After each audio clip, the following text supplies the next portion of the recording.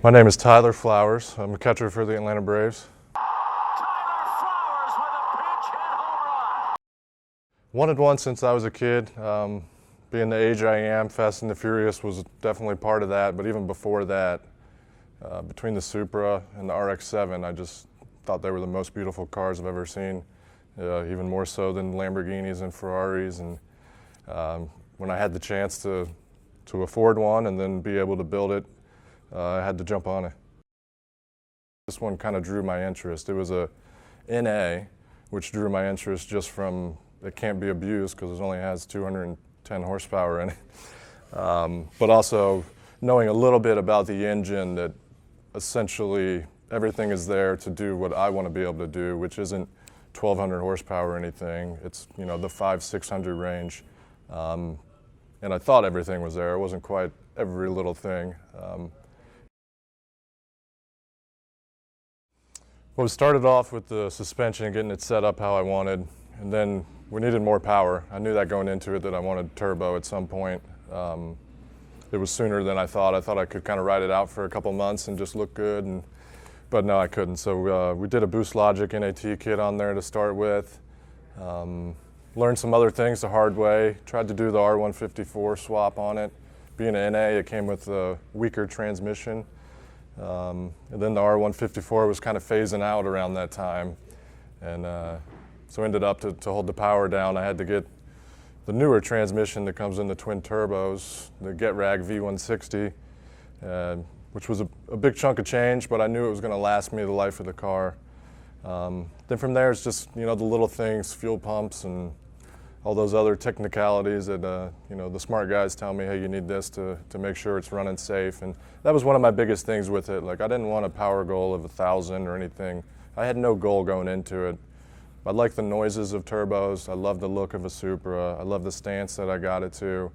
I wanted it to be able to run a little bit, but not enough to really get in trouble.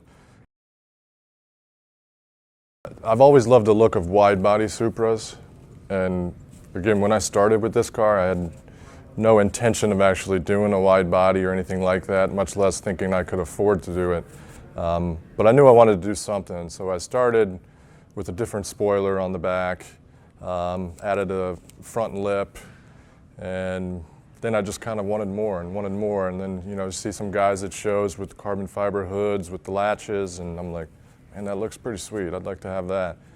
And then one day came where I saw the Riddix kit, and I loved it, and then I saw the price of the Riddix kit, and I didn't love that. And then I found out there's a company in the US, Shine, that makes a replica of the Riddix. So I was like, that might be the one for me. A friend of mine does a lot of body work as well, and he said he'd take care of me on it, and he knew it was going to be a little bit of work to get it to fit how we wanted. But he was as excited about the project as I was, so that was a whole season. The car was at his shop, and he was doing the whole body on it, and he ended up stretching it a little wider than it came originally, which I was all for, just to give it an even more unique look. We were able to, measure it out and dial in exactly wheel size that we wanted. So in the back, it's a 19 by 13, and that limits your market for tires, especially with a 19 size.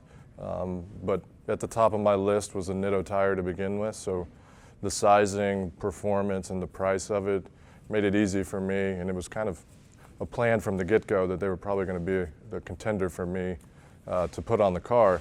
But it ended up perfectly. It fits in there, it doesn't rub, nothing, full clearance, the function, the performance I wanted. And then the ADV1 wheels turned out great too, perfect fit. Ended up flush on the sides with the wide body, which is tough to do, but it ended up perfect for me. Well, my wife would say hopefully nothing.